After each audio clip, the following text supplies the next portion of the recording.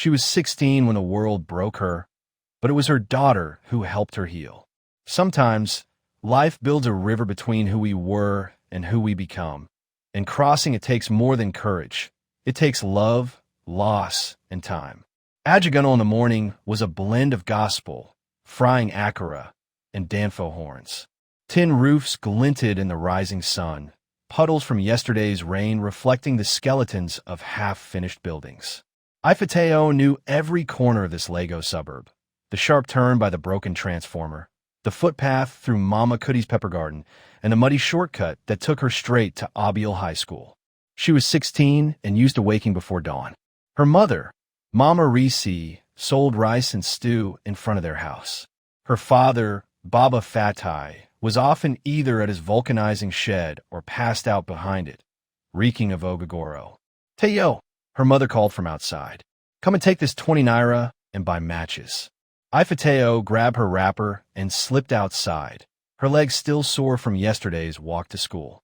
She was slim, with sharp eyes and a voice like cool water, calm but sure. Everyone said she was going to be great. Her literature teacher called her Madam Lawyer. She had dreams of studying at the University of Lagos, wearing black and white in courtrooms and defending the poor. But dreams in Ajigunal were fragile, like wings made of smoke. After school that day, Amaka caught up with her at the gate. There's a party tonight in Suralir. My cousin's band is performing.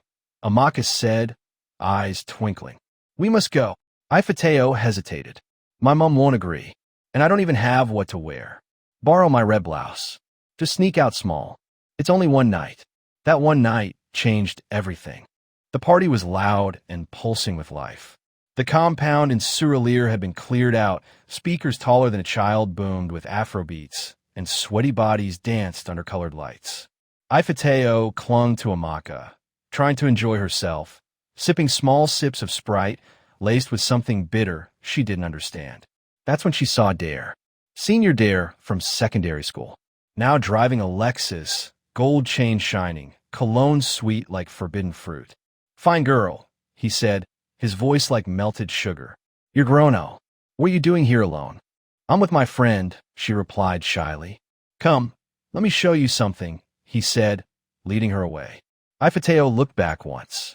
Amaka was dancing, laughing, her head thrown back. She followed Dare.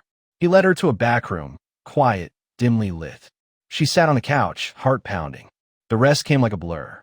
His hands too fast. Her voice too soft. Her no, ignored like background noise. She froze. Then she wept, but only inside. Afterwards, he zipped his jeans and tossed her a small bottle of Hennessy. Don't be dramatic, he said. You girls like to form virgin. She left the room, trembling. Amaka didn't notice when she disappeared from the party. Ifetayo walked from Suralir to Ajigunal in the dead of night. Weeks passed. She said nothing. Not to Amaka. Not to her mother. Not even to herself. She buried the memory under school assignments and market errands.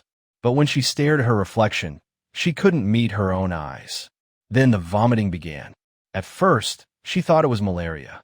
Then her period didn't come. One missed month. Then two. A nurse at the local chemist confirmed it, her eyes blunt. You're pregnant, young girl. For months in, the world spun. She sat on the edge of the drainage behind the chemist and wept. When she told her mother, Mama Risi screamed. Who? How? Ifetayo. I trusted you. Her father didn't ask questions. He just raised his hand and slapped her so hard her ear rang. You will not bring shame into my house, he thundered. Pack your things. Now, she begged, cried, swore it wasn't what it looked like. But nobody asked for the truth. By sunset, she was on the street, a black nylon bag in her hand and tears on her cheeks. Even the sky seemed to mourn, clouds thick, thunder growling in the distance. That night, she slept under the awning of a provision shop. The next morning, she started walking. She didn't know where she was going, but she knew she couldn't go back. Ifetayo didn't remember how long she walked, only that the sun burned her back and her feet bled into her slippers. She begged at traffic lights and drank sachet water when hunger pressed against her ribs. A conductor gave her leftover puff-puff in exchange for sweeping his danfo. An old woman in Idamoda offered her a blanket for the night. Each day was a prayer she didn't know she was saying.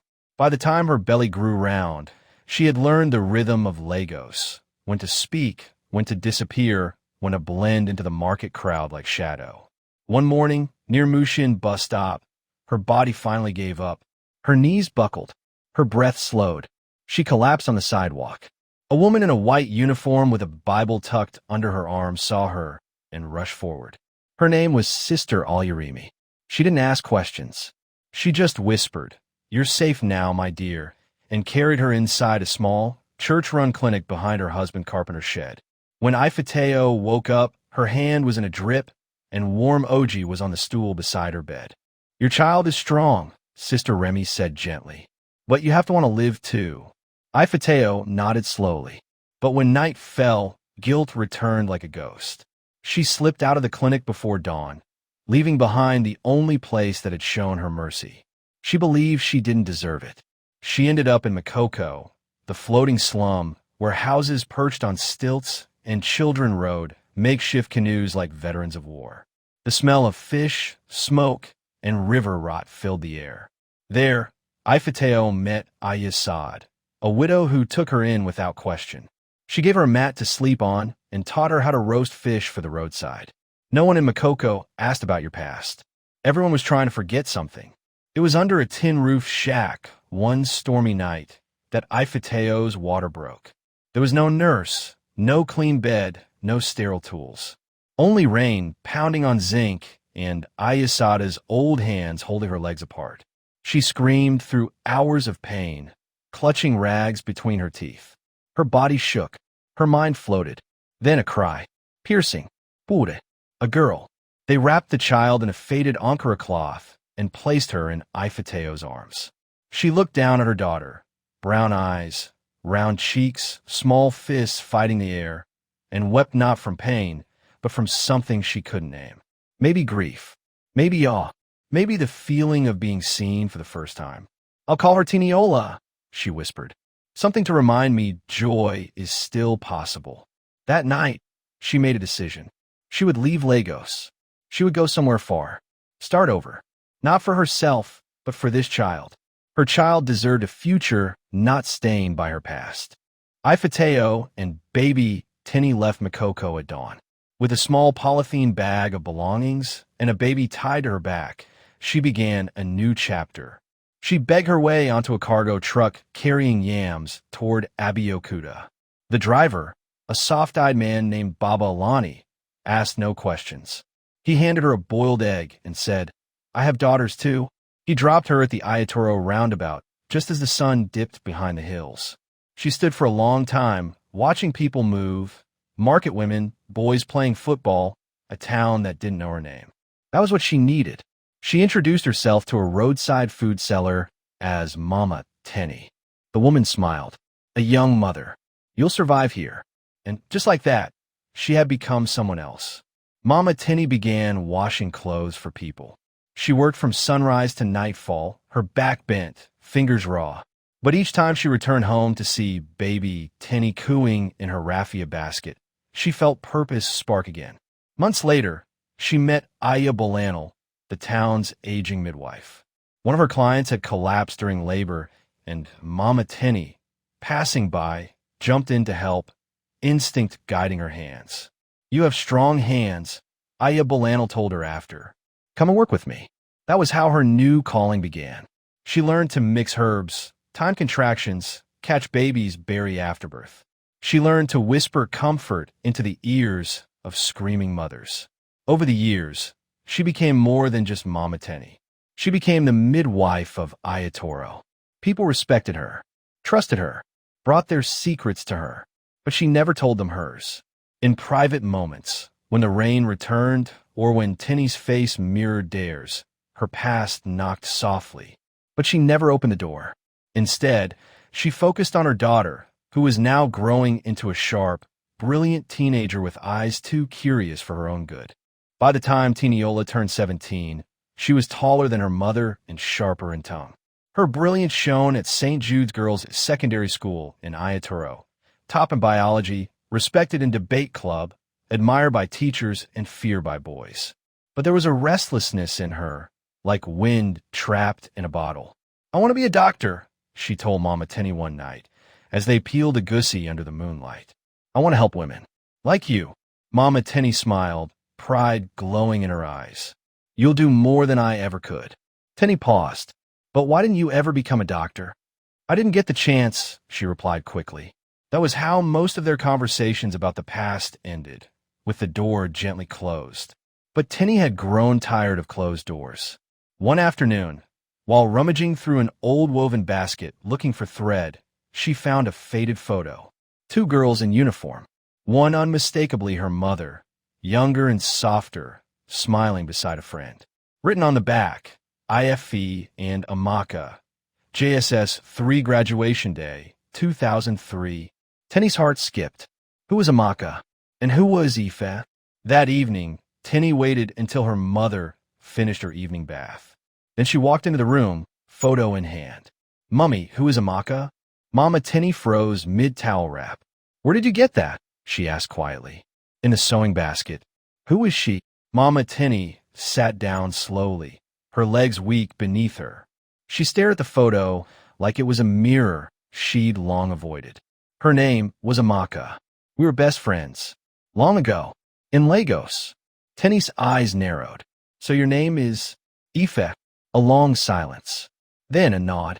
"My full name is Ifetayo." The air shifted. Tenny sat across from her. "Why did you lie to me? All these years? You said we've always lived in Ayatoro. You said my father died before I was born."